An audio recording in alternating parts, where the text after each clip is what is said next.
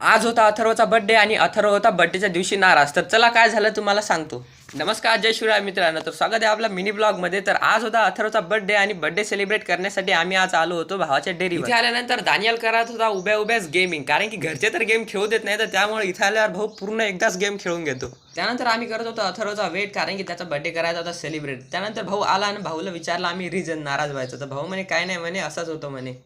त्यानंतर रिझन तर त्यांनी आम्हाला सांगितलं होतं, ते तुम्हाला सांगू शकत नाही. त्यानंतर आम्ही डेअरी केली बंद आणि डायरेक्ट निघालो केक घेण्यासाठी. आणि थोड्याच वेळामध्ये आम्ही पोहोचलो केक शॉपवरती आणि इथे आवडला होता केक आणि तो केक केला सिलेक्ट आणि काकाला म्हटलं याच्यावर टाकायचं आता नाव. आणि आजच्या ब्लॉगमध्ये खूपच शांतता वाटत होती, कारण की शंतनू भाऊचं दुखत होतं पोट, त्यामुळे मस्ती करायसाठी कोणी नव्हतं. त्यानंतर केकची पॅकिंग करून आम्ही काकांना दिले 42 रुपये आणि डायरेक्ट गेलो बर्थडे सेलिब्रेट करण्यासाठी. आता झाला होता विषय, कारण की सर्व कॅफे झाले होते बंद आणि रात्रीचे वाजले होते 11:30. त्यामुळे आम्ही गाडी केली उभी आणि गाडीवरच ठेवला केक. त्यानंतर केला आम्ही अथर्वचा बर्थडे सेलिब्रेट आणि अथर्व एवढा खुश झाला होता, कारण की तो झाला होता आज 18+. तर आजच्या ब्लॉगमध्ये एवढंच. भेटू तुम्हाला नेक्स्ट ब्लॉगमध्ये, तर फॉलो करून घ्या.